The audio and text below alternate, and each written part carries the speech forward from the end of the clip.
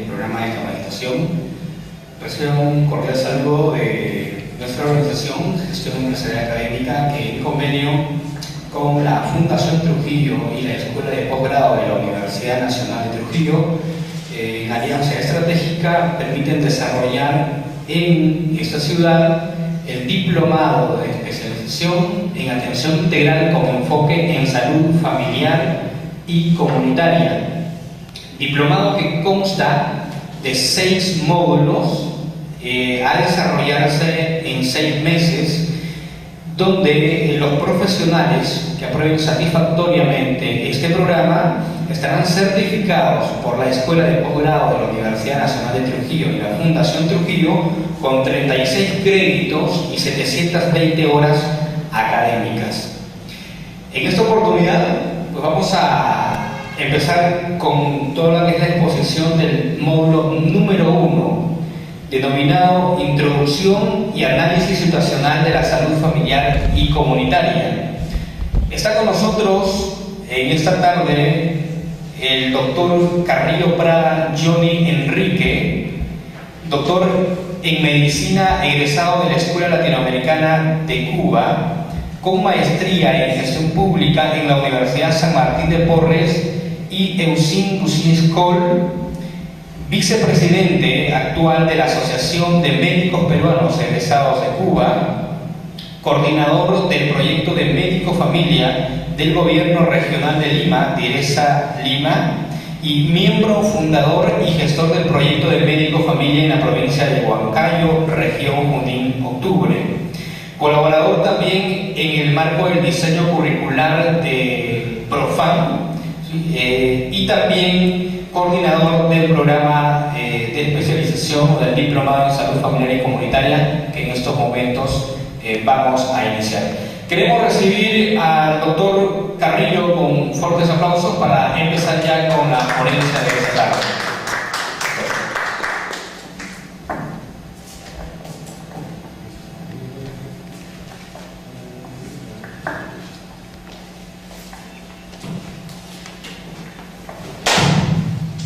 Bien, buenas tardes con los presentes.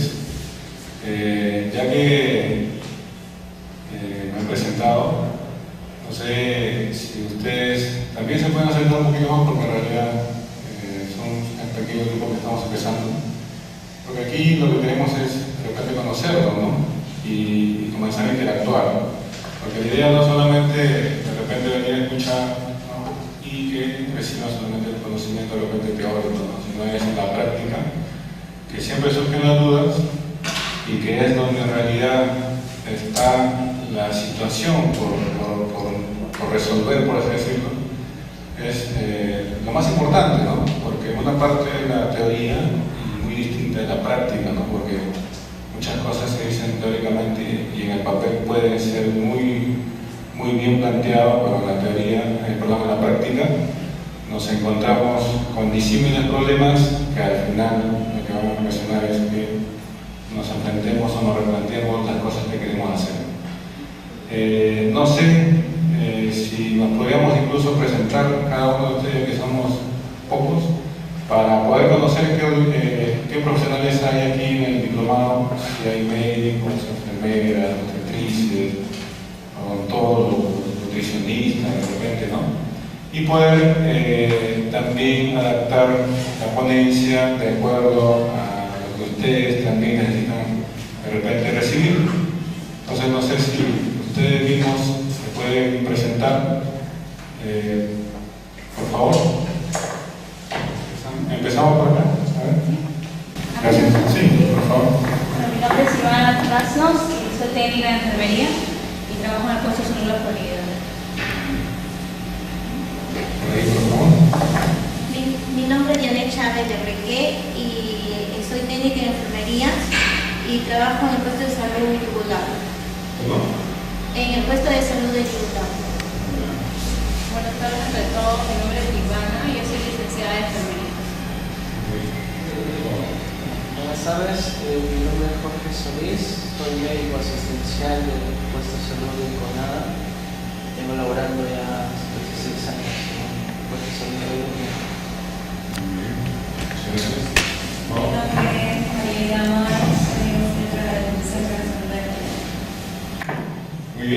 Entonces, yo creo que tenemos parte del equipo básico, ¿no?, de lo que es el tema de salud familiar, ¿no?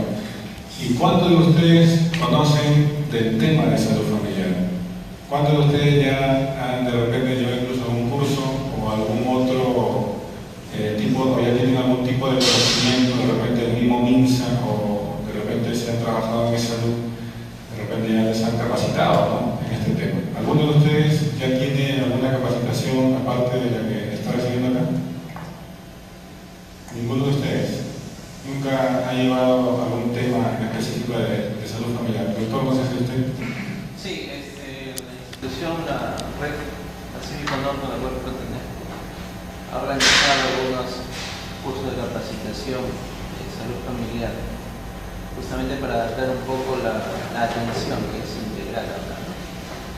Muy bien, entonces el doctor yo creo que ya de repente tiene ya el conocimiento, ¿no? Pero vamos a ver, hoy día vamos a empezar justamente con eso, ¿no?, ya que la mayoría no conoce de repente bien el tema, ¿no? Entonces, en este diplomado, ¿no?, que es atención integral con enfoque en salud familiar y comunitaria, se escucha actualmente mucho sobre la salud familiar. Se escucha e incluso se está exigiendo ya en el Ministerio de Salud algunas ciertas capacitaciones en lo que es salud familiar, en la conformación de equipos básicos, en la utilización de algunas herramientas, ¿no?, de lo que es salud familiar. Pero muy poco a veces se conoce de repente por qué en realidad se necesita hacer salud familiar, o no es muy bien entendido de repente por qué es necesario la salud familiar. Entonces, a modo de reflexión, ¿no es cierto?, pues nosotros podemos decir o preguntar entre nosotros mismos si es que nuestro sistema de salud actualmente tiene o lleva de repente una atención que satisface a la población, porque al final los servicios de salud están para atender al paciente y no solamente eso, sino satisfacer con calidad el servicio que busca, ¿no? Entonces, si nos preguntamos eso, ¿cuánto diríamos que sí ustedes ven que funciona realmente? Vamos a empezar así, de una manera de diálogo, ¿no? Porque, vuelvo a repetir, no es una cosa que nosotros queremos necesariamente dar teoría, ¿no?, sino a partir de una reflexión de nuestro quehacer diario, vamos a ir viendo cómo se puede aplicar la salud familiar en nuestro trabajo también, ¿no? Porque si vienen acá a un diplomado de salud familiar y solamente se llevan la teoría, pues al final yo creo que no se va a lograr el objetivo de lo que es en realidad un diplomado con este enfoque, ¿no? Por eso viene la pregunta y la reflexión, ¿no? ¿Ustedes cómo consideran nuestro sistema de salud actual? ¿Lo consideran que viene llevándose con una buena política? ¿Los últimos cambios que se quieren aplicar o que ya se están encaminando, ustedes creen que están bien direccionados? ¿O cuál es el análisis que ustedes han hecho de este momento actual del sistema de salud en general, ¿no? Y ustedes, en caso práctico, pónganse en su lugar de trabajo. A ver, cualquiera de repente que quiera opinar puede levantar la mano y opinar, ¿no? En su puesto de salud o en su centro de salud, por ejemplo, les pregunto, ¿no?, cuando ustedes lo atienden, ¿saben de repente cuál es el objetivo, la visión y la misión de la institución en la que trabajan? Aparte de eso, ¿conocen bien qué es lo que hace de repente el médico, su compañero de repente que es colega, o la misma colega enfermera? ¿Tienen el total conocimiento, por así decirlo, del trabajo que hace en salud el que está trabajando a su lado? ¿Conversan sobre las estrategias que hay que llevar a cabo para mejorar la provisión de servicios de su centro? ¿Existe alguna reunión en su centro de trabajo sobre ese tema? Bueno, en el caso del establecimiento en que laboro, solamente hacemos algunas reuniones para ver las problemáticas del establecimiento y de cada servicio, ¿no? En lo que respecta a las atenciones, como dije, debería de haber sido o debe ser una atención integral, ¿no? El paciente que llega al establecimiento pase por todos los servicios, que ese es lo recomendable, lo bueno que sería para el paciente. Pero muchas veces los pacientes vienen solamente en la atención de un servicio. Le digo porque la realidad es la que veo, ¿no? Desde el punto de vista asistencial. El paciente que acude, en este caso al servicio de medicina para hacer su atención, pasa su atención por medicina, se le sugiere y se le indica que pase por los otros servicios, ya sea odontología, enfermería, etc. Pero no, o sea, no ven ese enfoque que nosotros queremos darle, ¿no? Ellos quieren la atención por el problema por el que vinieron. Y ahí dicen, no, tengo que hacer otras cosas, por la regular vienen las madres con los niños. Tengo que cocinar, etcétera, etcétera, etcétera. Pero nosotros les sugerimos que pasará con un servicio, pero no pasa con todos. Y cuando ese paciente retorna, viene o bien al control que es a la semana o viene al mes, etc. O sea, nosotros enfocamos la atención que sea integral, pero muchas veces esa atención integral no se está cumpliendo a cabalidad, ¿no? Si bien es cierto, nosotros lo podemos reflejar en las historias clínicas con un nuevo modelo de historia, etc. Pero mientras el paciente no desea esa atención, no se puede. Y nosotros tampoco le podemos reclamar o exigir al paciente para que pase por otro servicio. Muy acertado el comentario del doctor, y no sé, yo creo que pasa así en forma general, ¿no? Es la realidad, no solamente de repente de acá, de Chimbote y de esta región, sino también en forma general. Entonces, diríamos, solamente entonces el sector salud podrá resolver los problemas de salud de las personas, es difícil, ¿no es cierto? Entonces, por eso es que surge el tema de la atención primaria de salud y la salud familiar. La atención primaria de salud plantea no solamente el enfoque integral de la atención, o sea, es decir, de los servicios, la provisión de servicios, sino que también plantea que la atención primaria de salud, que muchas veces solamente se relaciona con el primer nivel de atención y que está encargada incluso que a veces se lleva solamente a la definición de una estrategia, ¿no? De repente, supongamos, promoción de la salud. Se ve que ya en promoción de la salud, eso es lo que tiene que hacer en respecto a salud familiar o a la atención primaria de salud.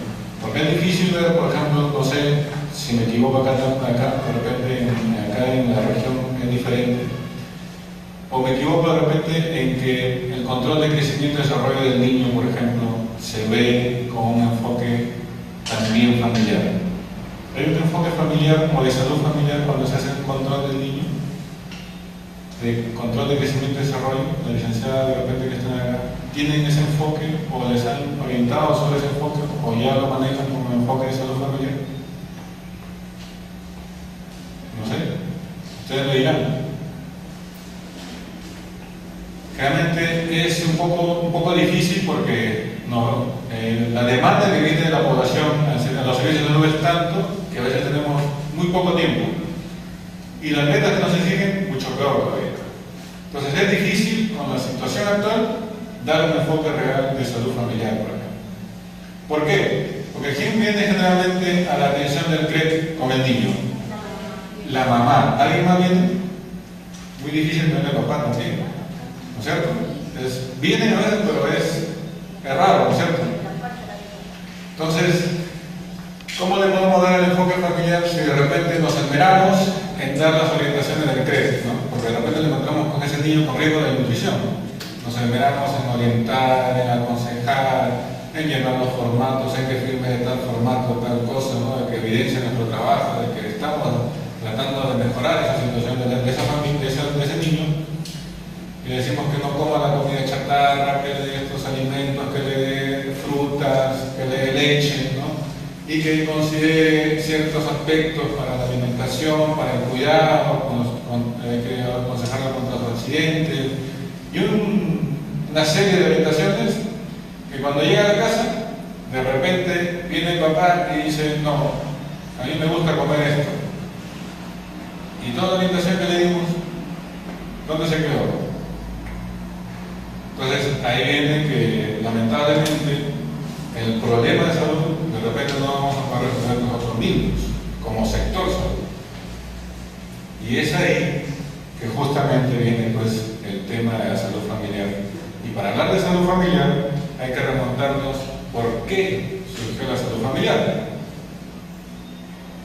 Y por qué de repente, a pesar de que hay varios programas y varias estrategias, a veces nos es difícil lograr resultados de mayor impacto, ¿no? Es verdad que la nutrición crónica, la anemia en niños ha disminuido, ¿no? Pero de repente más en la ciudad, pero en el sector rural se ha movido muy poco, ¿no? Se ha movido muy poco y a pesar de que se han empleado diversas estrategias contra la anemia, a veces no se puede disminuir francamente varias movilidades, ¿no? Entonces, vamos a empezar el siguiente, justamente ahí dice atención primaria en la segunda presentación. Sal de esa presentación, por favor. En la segunda.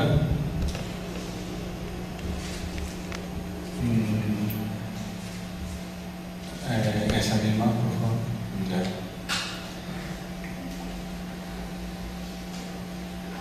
Entonces, vamos a hablar de la atención primaria de salud, que es del germen de donde sale la salud familiar. Y a partir de ahí vamos a comenzar también a seguir razonando de por qué es necesario el cambio de visión, no solamente de los pacientes, sino de nosotros mismos también. Entonces, siguiente. La APS, la Atención Primaria de Salud, nace en una reunión de la Organización Mundial de la Salud en el 78. Seguramente algunos ya lo conocerán. En Kazajstán, en la ex Unión de Repúblicas Socialistas Soviéticas, ¿no? Ahora Kazajstán es ya otro país, ¿no? En Alma-Ata, el 12 de septiembre del 78. Y como ven ustedes, ahí en esa reunión se reunieron todos los ministros de salud del mundo. Siguiente, y entre ellos Mahler y Kennedy, que son pioneros en ese entonces de la atención primaria de salud y actualmente siguen abogando porque la atención primaria de salud siga poniéndose en práctica. Siguiente. Entonces, en la reunión de Alma-Ata, de todos los ministros, surge la declaración de Alma-Ata o la carta de Alma-Ata, donde definen por primera vez lo que es atención primaria de salud. Y la atención primaria de salud no es solamente el primer nivel, como a veces lo podemos entender, o a veces nos hacen entender, o a veces podemos pensar que sea así. Porque si hablamos de atención primaria de salud, muchas veces se piensa que es solamente al personal que de repente está en los puestos de salud, centro de salud, y corresponde a eso nada más, ¿no? Como que es una asistencia de salud primitiva, por así decirlo, ¿no? Entonces, ¿qué es lo que plantea la Alma-Ata? Salud para todos. Al plantear salud para todos, plantea que la salud es un derecho. Al plantear que la salud es un derecho,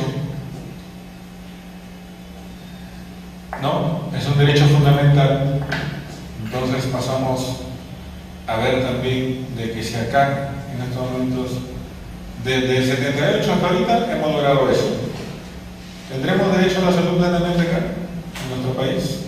Nosotros mismos que somos trabajadores de la salud, ¿cuántos todavía están contratados por terceros? O por modalidad de CAS, o ya son nombrados. La mayoría es CAS, supongo, ¿no? ¿Verdad? Pero hay todavía personal de salud que está contratado por tercero. No tiene ningún seguro médico. Y hablando de personas de salud, para poner el ejemplo, ¿no? Porque nosotros que somos personas de salud deberíamos tener de por sí el derecho también a un seguro médico, ¿no? Entonces, si nosotros que somos personas de salud no tenemos tampoco un seguro de salud, no se está garantizando obviamente el derecho a la salud. ¿Cuántos de ustedes ven a veces morir a personas que no tienen a veces recursos económicos y a pesar de que el SIS está mejorando su cobertura y su ampliación de los servicios, todavía persisten los problemas a veces, ¿no? Entonces, antes era mucho más esos problemas, se evidenciaban mucho más todavía. ¿Por qué? Porque había personas que se morían a veces en la puerta de algún hospital.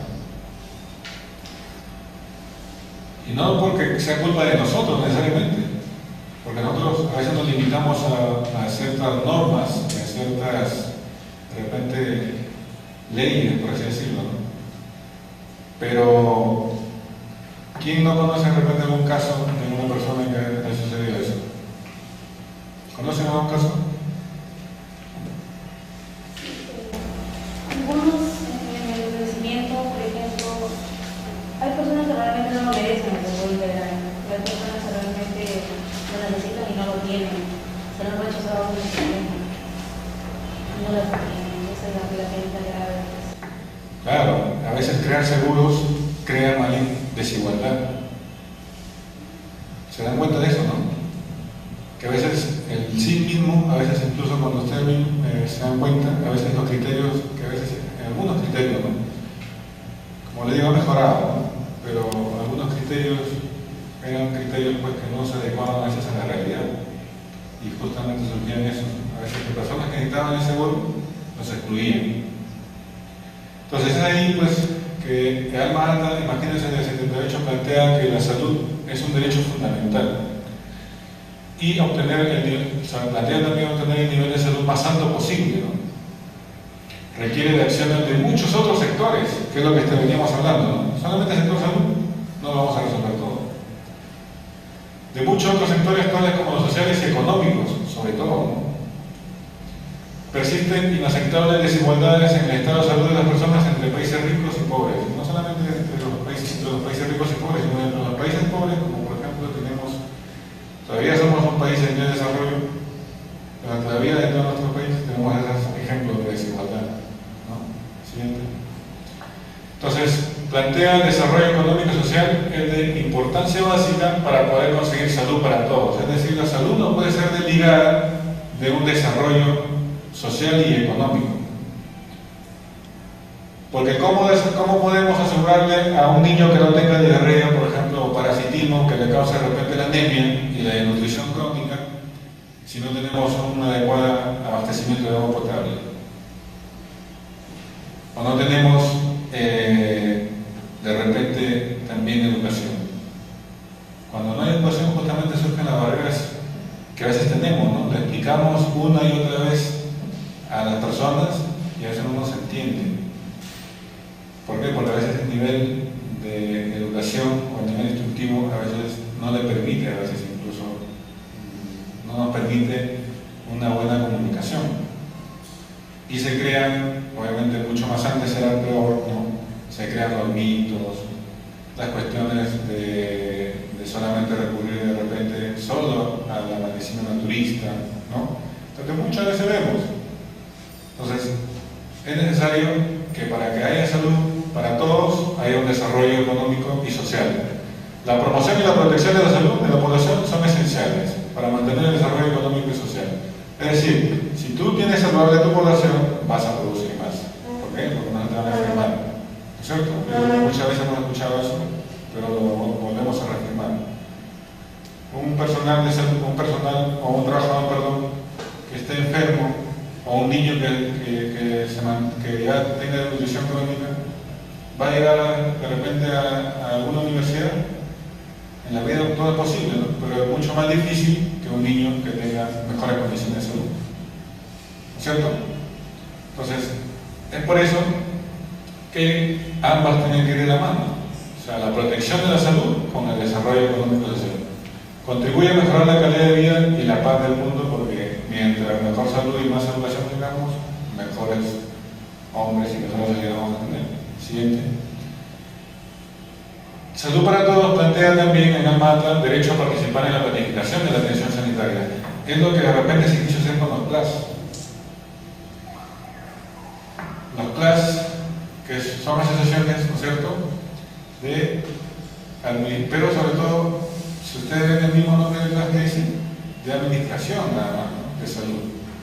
¿Y qué pasaba? Que a veces la población misma no estaba pues preparada para hacer esa administración, o no estábamos preparados de repente para interactuar con la población, y se entendió de repente, algunos lo entendieron bien y otros lo entendieron de otra forma, ¿no?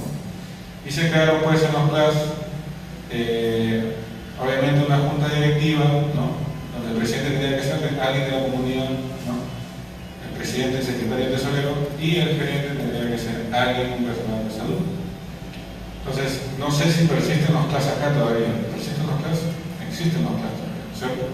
Hay la tendencia de que va a ir supuestamente desapareciendo, pero ¿qué es lo que pasa? Que de repente no hemos estado muy bien preparados para el tema de CLAS, y por eso que la mayoría, podría decirse, no ha llevado con éxito la gestión, por así decirlo, de los CLAS. ¿Por qué? Porque también se limitaban a la administración, nada más los pobladores que estaban dentro de la organización. Pero en el CLAS, ¿qué se pide? No se pide un POI, un programa, un plan de operativo institucional, ¿no?, o algo parecido. Se pide un PCL, ¿no?, un plan de salud local, que incluye actores sociales, ¿no?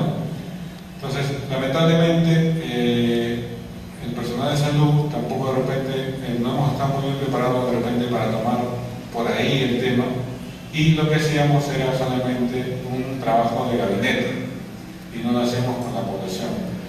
Existe, ¿verdad?, existían las asambleas de CLAS, pero no todo siempre, vuelvo a repetir, ha sido no han tenido el éxito que se esperaba. Entonces, pero si la población debe participar en la planificación de la salud, y eso es importantísimo, porque vamos a ver más adelante a qué se refiere eso. Entonces los gobiernos tienen la responsabilidad de la salud a sus poblaciones, ¿no?, o de sus poblaciones. Entonces, al ser un derecho, pues los gobiernos tienen que proteger la salud. Y un objetivo social principal de los gobiernos y la comunidad internacional debería ser la promoción de la salud para los habitantes del año 2000, que es lo que se planteó en el 78. Llegamos al 2000 y no habíamos logrado este objetivo, y se volvió a replantear para 2020, pero vamos a ver más adelante que todavía de repente acá nos va a faltar un poquito más de tiempo, ¿no? Siguiente. Entonces, la atención primaria de salud, ¿cómo se definió en el 78? Como una atención sanitaria esencial, pero no es una atención esencial, sanitaria cualquiera, ¿no?, porque de repente se puede malinterpretar que es una atención sanitaria, por así decirlo, de baja calidad. No quiere decir eso. Tiene que ser basada en la práctica y en la evidencia científica, es decir, no es hacer cualquier cosa por hacer. Tiene que haber base científica para hacer la atención primaria y la salud familiar. Yo, porque se me ocurra, no voy a hacer la salud familiar, ¿no? Tiene que haber una experiencia científica, tiene que haber una investigación científica, tiene que haber una base científica para eso. Entonces, aparte de metodología y tecnologías socialmente aceptables, accesible universalmente a los individuos y las familias en la comunidad a través de su participación, ¿no? Es decir, no debe excluirse en realidad a nadie. Es verdad que hay personas, como se dice, como acaba de decir, que de repente no necesitan el seguro integral de salud. Y por ahí lo dicen, ¿no? El seguro integral de salud es para los pobres, ¿no? Pero lamentablemente a veces lo que hace es todo lo contrario, ¿no? A veces discrimina justamente a esas personas pobres que lo necesitan. Entonces, la atención primaria de salud plantea que para evitar eso debe haber una cobertura universal de los individuos, de la familia, en la comunidad, ¿no?, a través también de su participación, y a un costo que la comunidad y el país puedan pagar. Es decir, tampoco no podemos plantear plantear una atención primaria. Acá en el Perú, por ejemplo, no podemos plantear la atención primaria de salud de Canadá o de España, por ejemplo, porque sabemos que en España se hace salud familiar. ¿No es cierto? ¿Sabemos eso? No sé si habrán escuchado que en España también hay medicina familiar, salud familiar.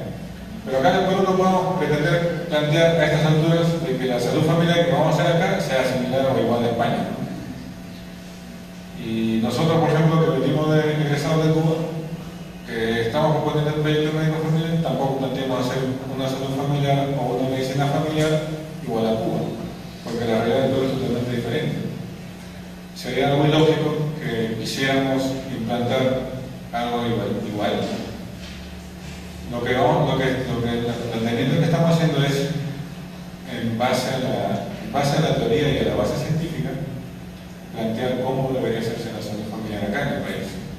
Y con la experiencia que también existe acá. Porque acá hay experiencias también, hay unas experiencias muy buenas y exitosas. Pero el problema es que no se ha generalizado o no había la sostenibilidad que se merece. Entonces, por eso que de repente el Estado ahora ya sí le está tomando importancia y está planteando la salud familiar. Entonces, la atención primaria de salud también es una estrategia. Porque si planteamos salud para todos, ¿quién va a asumir que la salud para todos se lleve a cabo? ¿Mediante qué estrategia? Mediante la atención primaria de salud. ¿Por qué? Porque forma parte integral tanto del sistema sanitario del país, del que es o debería ser el eje central y el foco principal, como del total del desarrollo social y económico de la comunidad. Es o debería ser el primer nivel de contacto de los individuos, las familias y las comunidades con el Sistema Nacional de Salud. Y debería acercar la atención sanitaria a donde viven y trabajan las personas, no que ellas nos busquen necesariamente. Es verdad que debe haber un centro de salud, un puesto de salud, un establecimiento de salud, de verdad. Pero también hay que acercarnos a ellos, hasta donde viven y hasta donde trabajan. Por eso es que se llama salud familiar. Vamos a buscar a la familia, vamos a buscarlo en el trabajo. ¿Por qué? Porque ahí de repente no nos está viendo nadie. Y donde los riesgos donde realmente existen es ahí. Lamentablemente, volvemos a repetir que a veces nos exigen más atenciones recuperativas que ir a buscar, a evitar que se enfermen. Entonces nos concentramos tanto en eso y pensamos que la atención primaria de salud y el nivel de atención es eso nada más. Proveer servicios curativos. Entonces al final ya no somos personal de salud, somos personal de enfermos, porque vemos la enfermedad nada más. Y ya no vemos a personas sanas, nos dedicamos a ver personas enfermas nada más. Y a veces se piensa de que mientras más conozcas sobre la enfermedad, mejor eres. Y no necesariamente es así. Es verdad, nadie descarta que es necesario conocer mucho más cada vez de la enfermedad para poderla tratar mucho mejor cada vez también. Pero ¿por qué vamos a esperar a que se enferme una persona si lo vamos de repente evitar que se enferme? ¿O no creen ustedes eso? ¿Qué opinan, por ejemplo, de eso? Hay personas que se están integrando. La idea, vuelvo a repetir, es siempre tratar de interactuar, ¿no? Estamos explicando de dónde comienza a salir el tema de la salud familiar y la atención primaria de salud. Entonces, no sé si hay alguna opinión, alguna experiencia. ¿Estamos de acuerdo de repente con eso? ¿O hay alguna discrepancia de que lo que estamos analizando? La idea es interactuar, aprender, no repetir. Nadie, yo creo que nace sabiendo todo. Siempre uno va aprendiendo en el transcurrir de la vida, ¿no? Y mientras uno más se capacita mejor, ¿no es cierto? Entonces, esa es la idea. La idea de esta diplomada es eso, justamente. Está bien, entonces no nos convirtamos en personal de enfermo, ¿no? De atender la enfermedad solamente, ¿no? Convirtámonos también en personal de salud propiamente dicho, como siempre nos han llamado, de cuidar la salud. A eso tenemos que dedicarnos también, a cuidar la salud. Si nos dedicamos netamente el sistema a curar enfermos, es un sistema enfermo entonces, ¿no? hay que darle un giro a esa visión de la provisión de servicios. Y tiene que empezar con nosotros mismos, obviamente, porque si nosotros mismos no entendemos eso y no cambiamos eso, lamentablemente, pues, si uno mismo no toma conciencia respecto de lo que es, no se mira interiormente, yo creo que es muy difícil que alguien le diga tienes que cambiar esto. La autocrítica tiene que siempre estar. Entonces, tiene que ser, quiero repetir esto, tiene que ser el eje central del sistema. Y tiene que ser la puerta de entrada también. ¿Por qué? Porque la atención primaria se ha dicho que puede resolver el 80% de los problemas de salud de la población. Fíjense, el 80%. Incluso algunos se atreven todavía a decir hasta el 90%. Imagínense ustedes si podamos hacer una buena atención primaria. Los hospitales yo creo que estarían más descongestionados de lo que ahorita están, ¿no? Porque ahorita los grandes hospitales de Lima están colapsando la mayoría. ¿Y cuántos reportajes ustedes han visto de repente eso? ¿No? Los mismos seguros de salud también ya están colapsando. Entonces, el MINSA, que es donde más problemas han existido, hace rato creo que varios han colapsado, ¿no? En algunas regiones. Entonces, imagínense si nosotros empezáramos a aplicar la atención primaria de salud como debería ser y pudiéramos tratar el 80% de los problemas de salud de la población, yo creo que sería lo mejor. ¿Por qué se dice eso? Porque ustedes, si se enferman, van al hospital, pero van por un tiempo. De repente el hipertenso que se complicó y que tiene una insuficiencia renal, o diabético también que tiene de repente una insuficiencia renal, o tiene alguna complicación ya, de repente se interna en el hospital, ¿no? Pero va por un tiempo, ¿no? Porque después, ¿a dónde va? ¿A dónde lo regresa? Después que lo opera o después de que le hacen todos los procedimientos, el tratamiento, ya se mejoró, ¿a dónde regresa ese paciente? A su casa. Pero ¿deja de ser hipertenso o deja de ser que le tenga insuficiencia renal? No. Entonces, en la atención primaria de salud también se puede ver ese tipo de pacientes. ¿Por qué solamente se puede ver en el hospital? Porque muchas veces se crea ese mito, ¿no? De que mientras más estemos en el hospital, más casos vamos a ver. O mejor vamos a aprender de la enfermedad. Pero, ¿por qué también no se puede aprender en la casa? Que lo tienes tú todos los días ahí. También se puede aprender. ¿Por qué no se puede aprender de ese niño que de repente nació con alguna patología cardiovascular y que lo está tratando de repente el INCOR de salud, pero después de un tiempo de repente lo regresan a su casa, ¿no? Y tú eres la encargada, o la enfermera la encargada, por ejemplo, de irlo a ver. También puede aprender de ahí. Pacientes hipertiroideos que he tenido, por ejemplo, que a veces incluso en el hospital por apresurado, ¿no? Por el tiempo que lo ven y por las metas que siempre nos dicen, a veces se ha escapado el diagnóstico de hipertiroidismo. Y va a la casa, regresa y se le diagnostica hipertiroidismo en el primer nivel de atención y en la medicina familiar, en la salud familiar, y se le empieza el tratamiento. ¿Por qué necesariamente hay que aprender en el hospital? Volvemos a repetir. No solamente hay que dedicarnos a estudiar la enfermedad, hay que estudiar también la salud. Incluso hoy ya se habla de la sanología. ¿Han escuchado ese término? Sanología. Es un término nuevo, ¿no? La sanología se estudia ya, es un cuerpo que se está armando del estudio de la salud.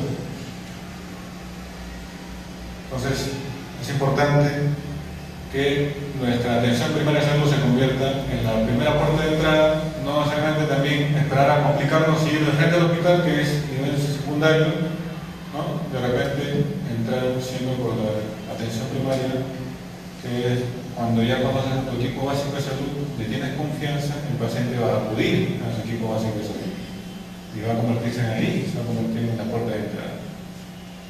Siguiente. Entonces, vamos a ver que la atención primaria de salud también, desde ese concepto, algunos lo quisieron aplicar. Y como lo quisieron aplicar a su enfoque o a su entendimiento, surgieron varias diferencias que vamos a apuntar acá. Surgió la atención primaria de salud selectiva, sobre todo en los países subdesarrollados. ¿Cuál es el énfasis o la diferencia de esta salud primaria de salud selectiva? Dice que es un conjunto de actividades de los servicios de salud dirigidas solamente a los pobres, ¿no? O sea, selectiva a los pobres, ¿no? O sea, vamos a hacer atención primaria, pero para los pobres. ¿Qué dice el concepto real? Universal, ¿no es cierto? Pero como somos países pobres, vamos a aplicarlo solamente para los pobres, nada más. Entonces, como tienen posibilidad de repente los que tienen plata, no hay problema. Pero en realidad todos interactuamos en familias y en comunidades, ¿no? La TBC, que es un problema álgido acá en el país, en Lima, por ejemplo, en el Perú, hasta hace un par de años, ya no he vuelto a revisar bien los indicadores, pero hasta el año pasado, en 2013, la mayoría de indicadores de TBC estaba pues máximo en 100, más o menos por el indicador, ¿no? En Lima se elevaba hasta 1000. Entonces, la salud, pues, por ejemplo, en esos casos infecciosos, ¿no? No, la enfermedad no discrimina, por ejemplo, si tú eres rico o tú eres pobre, al final. Entonces, si vamos a adoptar una estrategia contra la TBC, no la vamos a adoptar solamente contra los pobres. Puede ser que de repente alguien que tiene recursos económicos también puede tener TBC. Es raro, la verdad, pero de repente lo tiene, ¿no? Y también se convierte en un foco infeccioso, ¿no? Al final. Entonces, es ahí donde no puede ser pues tan selectiva la atención primaria de salud, porque las estrategias tienen que darse para todos, porque no vivimos aislados. Los pobres no viven aislados, los ricos aislados necesariamente. Todos vivimos en un país, en una comunidad, en un distrito. Y ahorita pues con la globalización mucho más, ¿no? Cuando surgió la gripe aviar, todo el mundo se alertó. ¿Por qué? Porque la gripe aviar no solamente de Asia, se puede contagiar en cualquier lado del mundo, ¿eh? Por eso es que no se puede decir que la atención primaria de salud solamente va a ser para los pobres, ¿no? La atención primaria nada más, ya no es atención primaria de salud, sino atención primaria. En Europa y países industrializados, el nivel de atención de un sistema de servicios, es decir, solamente es un nivel, nada más, lo que a veces decíamos, ¿no? O lo que hemos estado diciendo, ¿no? Solamente se convierte en un nivel, la atención primaria, nada más. Ya no es una estrategia en este enfoque, sino se convierte en un nivel, nada más. Y la estrategia dice otra cosa, la atención primaria dice otra cosa, ¿cierto? Después, la atención primaria de salud integral. Integral, acá están agregando la parte integral de AMAT. Estrategia de organización de los sistemas de atención a la salud y la sociedad para promover la salud. Esto es lo que más, obviamente, hemos revisado, ¿no? En estas diapositivas anteriores. Y después viene el enfoque de salud y derechos humanos, es decir, como la salud ya no se está viendo de repente como un derecho, entonces vamos a enfocar con salud y derechos humanos. Entonces vamos a ver por el tema de derechos humanos. ¿Por qué necesariamente vamos a ver con ese enfoque? Porque la mayoría no entiende completamente que la salud es un derecho. Bueno, entonces al decirle el enfoque de salud y derechos humanos, ya hay una énfasis en la filosofía de impregnar el sector social y de salud. Y por eso se habla ahora de inclusión social, ¿no? Muchas veces escuchamos inclusión social, pero debería mejor decirse justicia, ¿no? Social, porque es lo justo, ¿no? Para que en realidad, si la salud es un derecho, a todos nos corresponde la salud, y eso es justicia, ¿no?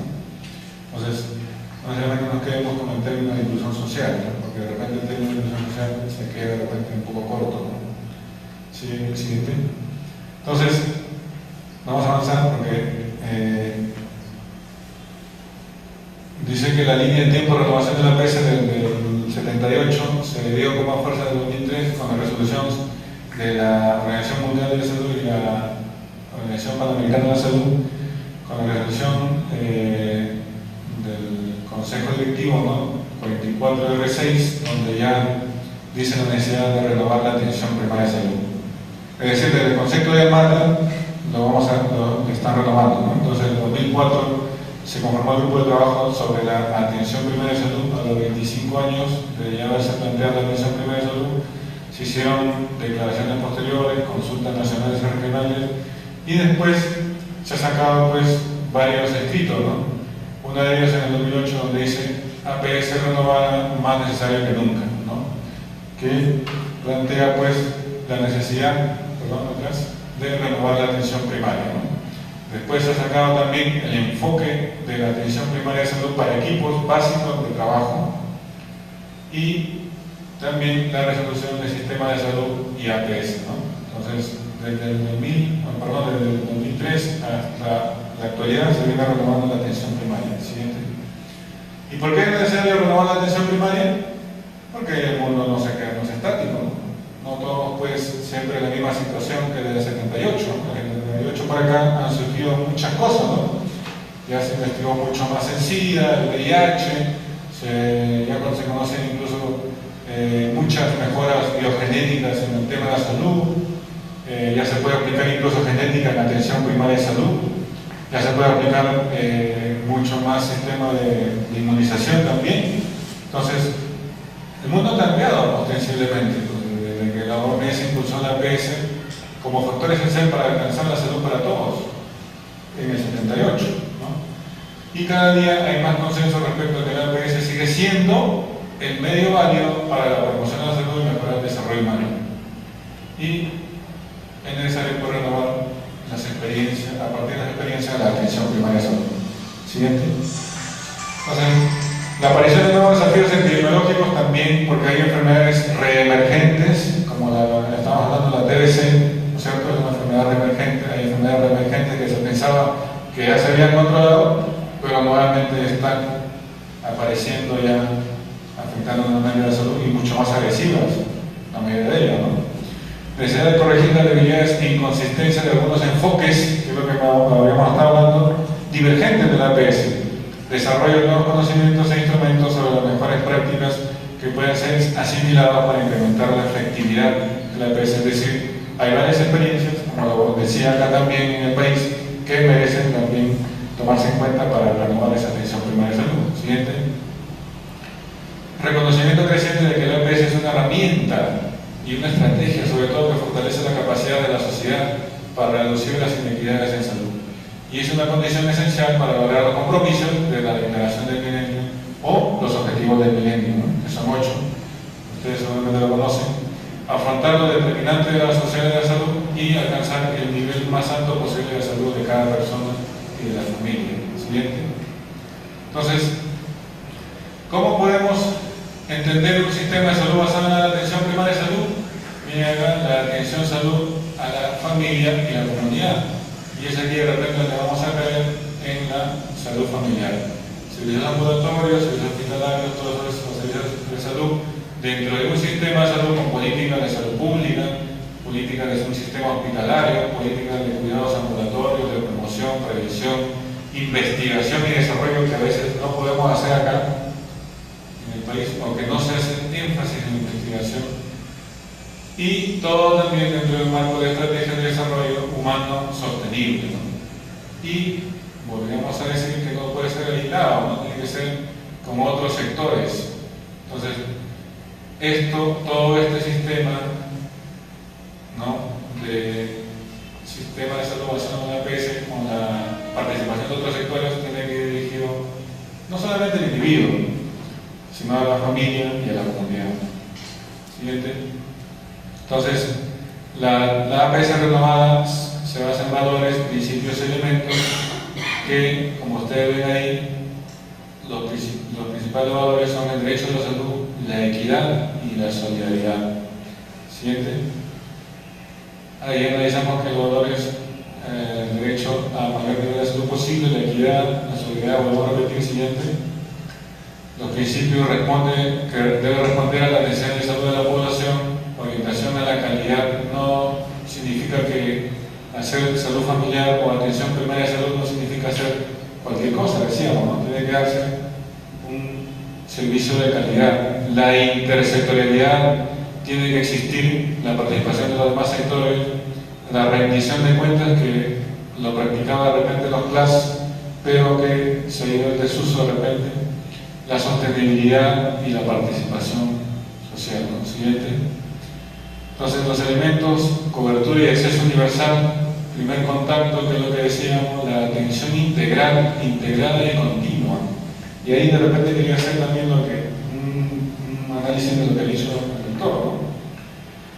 Cuando pasamos al paciente por todos los servicios, ya con eso diríamos que es una atención integral. ¿Qué dicen ustedes? Que pase el paciente por los servicios de medicina, enfermería, nutrición, obstetricia, odontología, psicología. ¿Ya decimos que es una atención integral? ¿Qué dicen ustedes?